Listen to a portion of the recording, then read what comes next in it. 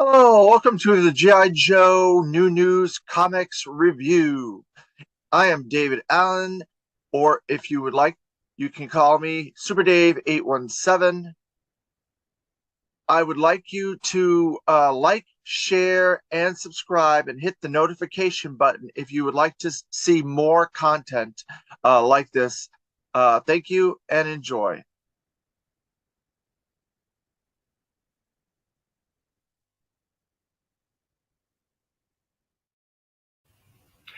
Hello, welcome to episode 1 of the G.I. Joe New News Comics Review. So I want to start off right at the beginning saying there are going to be spoilers in this video for upcoming G.I. Joe comics. If you do not want to know what those spoilers are, you need to stop now and go to a different video or go to other content because I don't want to spoil anything that you do not want to see. So I want to give you a little bit of history about my G.I. Joe comics review. I've actually been doing G.I. Joe comics reviews for a very long time. Um, so I've been a long time GI Joe comics reader, and I've also been a long time comic book reader. Since I was about 8 years old, I started reading comics, and so I continued to read comics all my life, not only GI Joe comics. And so I got into um, the comics world as a website comics reviewer and comic book expert on websites like Newsarama and Comics Related.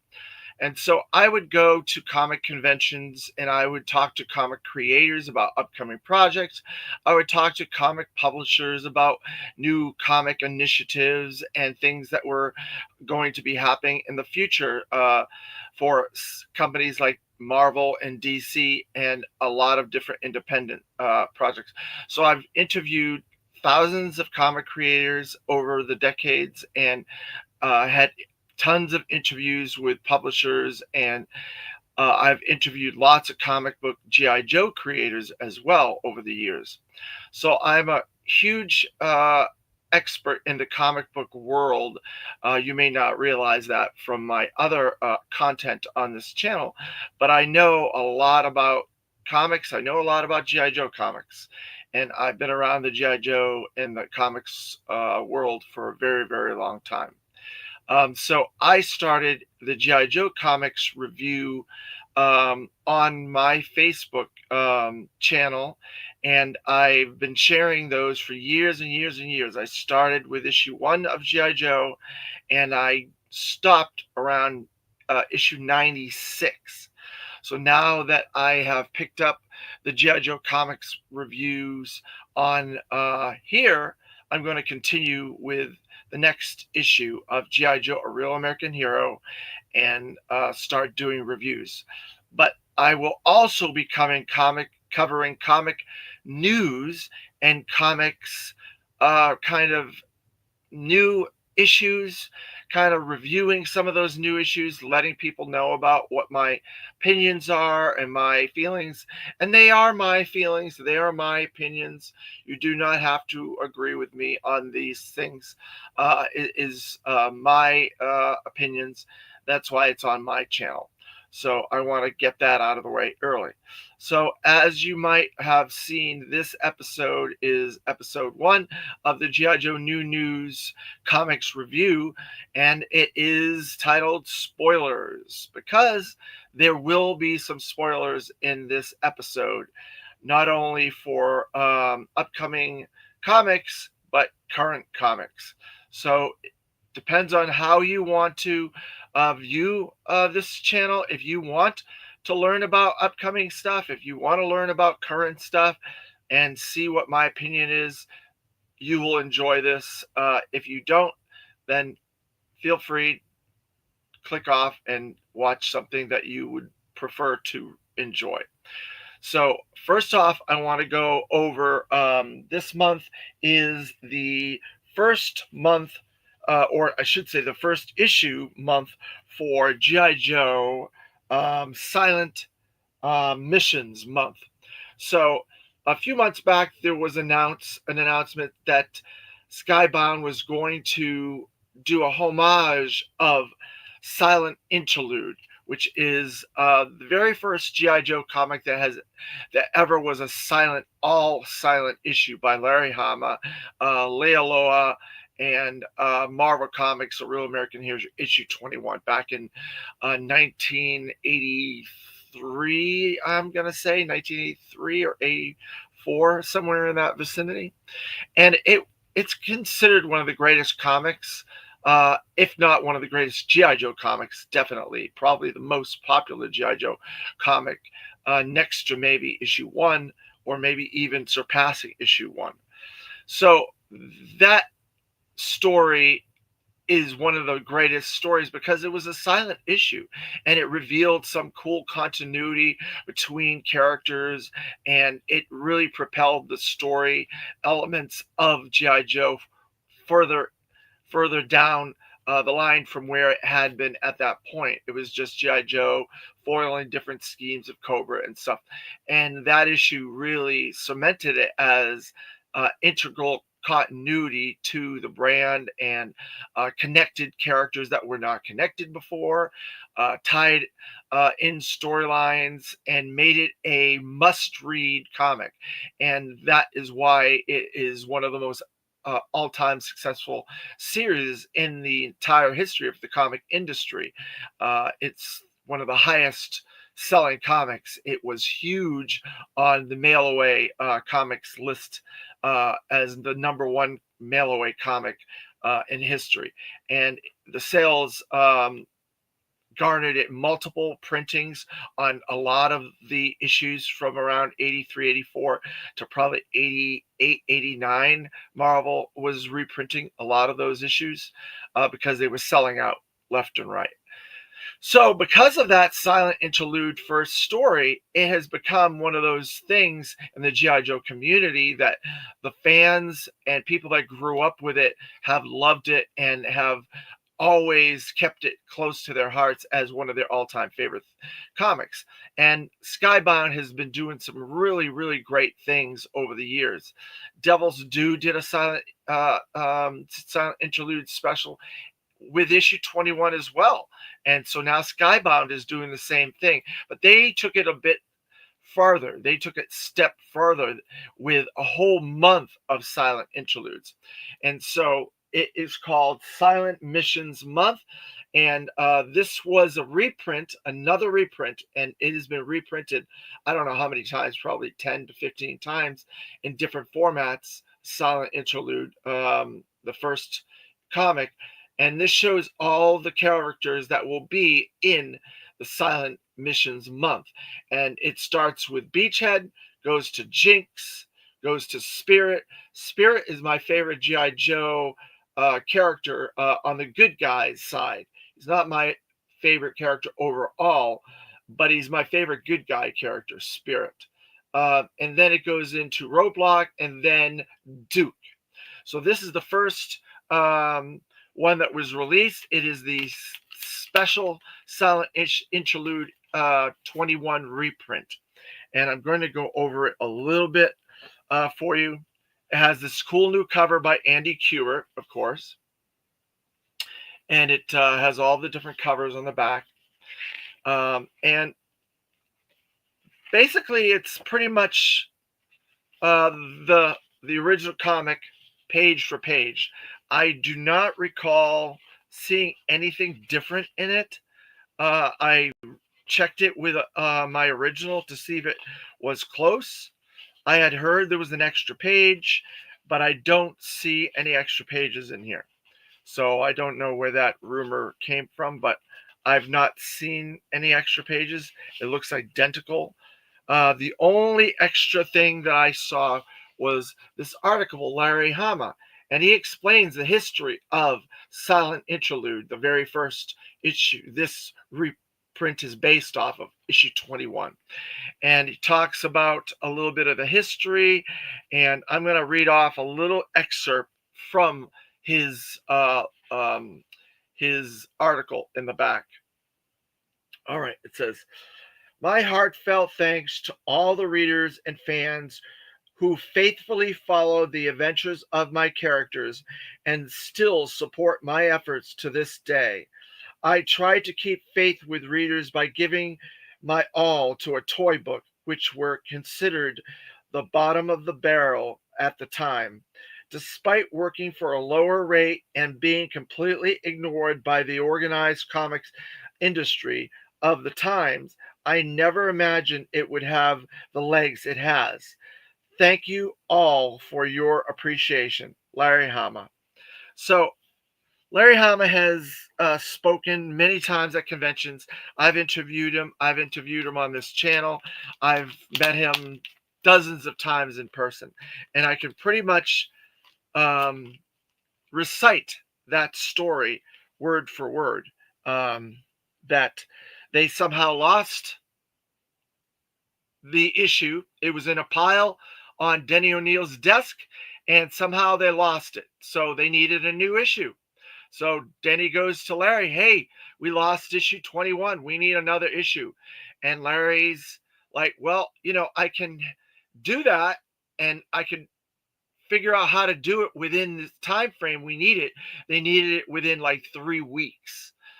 Denny O'Neil tells Larry, and he's like, well, if I write and draw it myself, and I can get Steve Leialoha to ink it, and I can make it no words, and I can just do the story based on my recollection, I could get this out within the 3 weeks.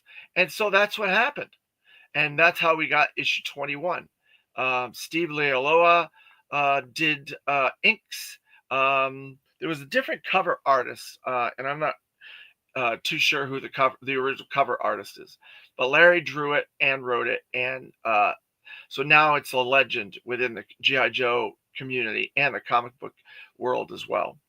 So Silent Missions Month starts with Beachhead, which is the very first Silent Missions character. Now this is the B variant, because I wanted to get a different version of this that wasn't the regular version. And it is pretty decent. It's a pretty good comic. It was done by Phil Hester, Travis Hamill, and Lee Loffridge. They are the team behind this. And Phil Hester is a very good artist. He's done some really good stuff on Green Arrow and a whole bunch of other things over the years. And he's a very good artist, storyteller, and he's a longtime artist, storyteller as well. But this is a really good story. If you can tell the story without words, that means you did a pretty good job. And you can pretty much tell the story, what's going on in this. So then there's a letter at the back from Silent Missions Alex in Los Angeles. So there you go. I'm not going to read that whole letter, but it gives some pencils and stuff like that for it, and some breakdowns of the article, the issue. And then there's a bunch of previews of different comics and trade paperbacks and stuff coming up. And then it shows the preview for Jinx, who's the next story. I guess it's this one. Jinx, the next issue preview. So that was the very first Silent Missions Beachhead.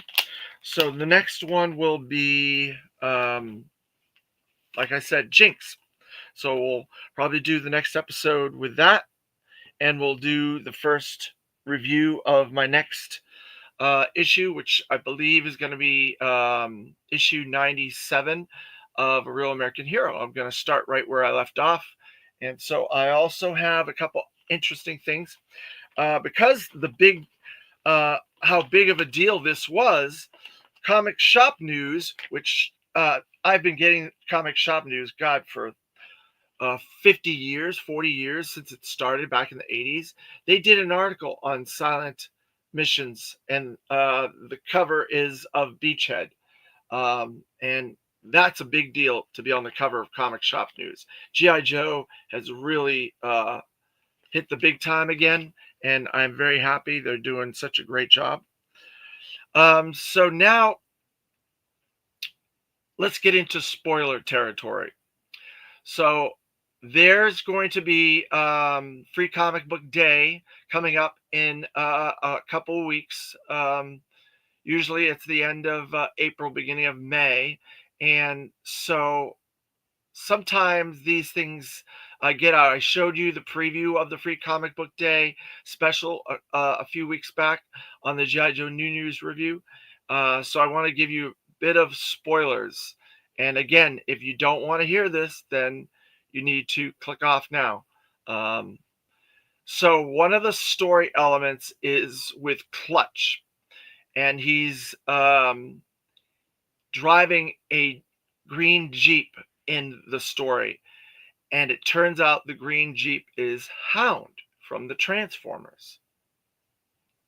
So another big spoiler, and this is a big thing for me because I'm people that know me, people that know that I've talked about this a lot, that watch my channel and that know me personally, know that I do not care for this particular situation that much. I'm going to go into it a little bit here, and that will lead into my next spoiler.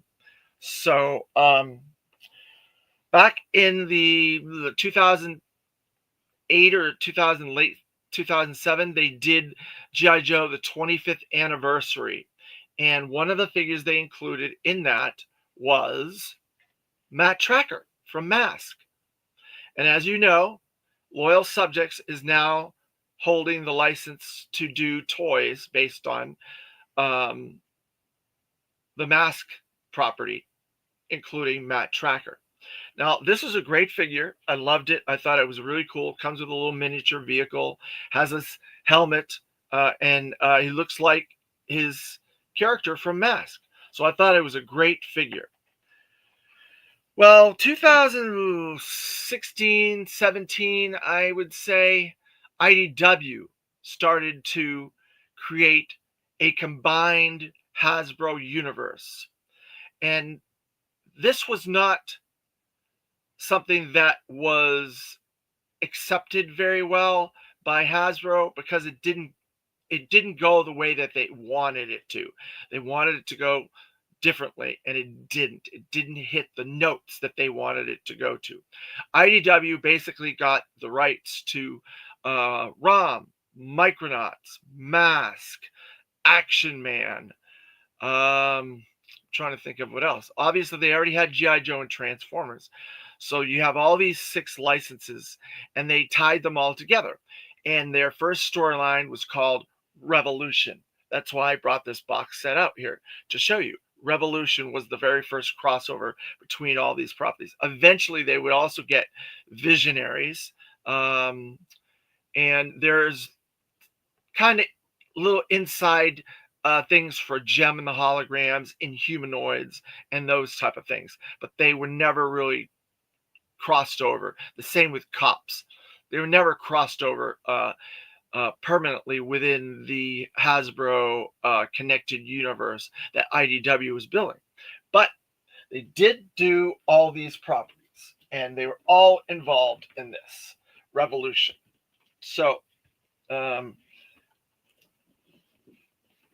here's a back picture. We got Baron Karza. We got Jetfire, or Scott. What's his name? Oh, I always forget his name for some reason. Jetfire. I was right. Jetfire has Jetfire's hands. You have some Micronauts. And you have some Dire Wraiths. So if anybody knows all these properties, you know they are from ROM, Action Man, Transformers, G.I. Joe, Mask, Visionaries as well. So they had all the properties in there.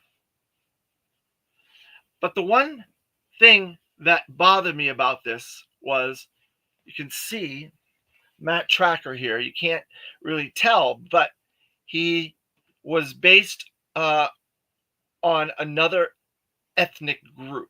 He was done as African American. And so the main villain of this story was Miles Mayhem. And so I felt it was a big disservice to Mask to put another Matt Tracker with a different ethnicity in there and not use Miles Mayhem, which he was the primary character in the entire story. He connected all these properties in this storyline, and he was a character that they didn't make yet. They had already made Matt Tracker, the 25th anniversary Matt Tracker, with a Caucasian ethnicity. So I was not pleased with that. So it's not my favorite storyline. I was very glad that they were trying to incorporate all these properties together in a universe, a Hasbro universe, similar to what they did with the Marvel Cinematic Universe. I applauded that they were attempting this, but it's how they did it and some of the things that they did. This particular story didn't even come out in sequential order, so several of the surprises was spoiled. And so that's going to lead me to my next spoiler. So the free comic book day special that's going to come out from Skybound is going to have Matt Tracker from Mask in it, but it's going to be the African American Matt Tracker. So I am not happy about that. Again, I don't understand why they're doing this. I do not get it. There's plenty of characters in Mask that are different ethnicities. There are Indians, there's Asians, there are African Americans, there are females. Why do we need to change Matt Tracker to an African American ethnicity? I do not know. So it is one of those situations that really annoys me, and it's one of those things where if I like something, I'll get it. If I don't like it, I won't get it. I pre-ordered that, so I'm going to get it, so it will be in my collection. But if that is how they're going to go forward with Mask, I probably will not pick up Mask. And another thing, the Loyal Subjects Mask, they didn't do that. They kept Matt Tracker the same ethnicity that he was. So it's very puzzling to me why Skybound would go and follow a negative situation that IDW did and copy that where there was no real reason for them to do so. I would like to hear what the thought process on that was and the reasoning behind that, because I just don't get it. I understand trying to reboot characters and trying to update characters and trying to reinvent and reinvigorate these properties for a new generation. I understand all those things. And I have been a long-time comic reader, and I've seen reinventions of, say, characters like Green Lantern, Spider-Man, Blue Beetle. All those reinventions were done very, very well. They made new characters. Kyle Rayner, Miles Morales, Jaime Reyes, all brand new characters, all with their own foibles, families, different emotional situations. They did not change them and make Hal Jordan Asian. They did not change Peter Parker and make him a mixed race character. They did not change Blue Beetle and make him Mexican. Why are we doing this, Skybound? Please let me know. So I hope you enjoyed this first episode, and I look forward to speaking to you in the future about comics and G.I. Joe. And thank you very much for your time. Yo, Joe!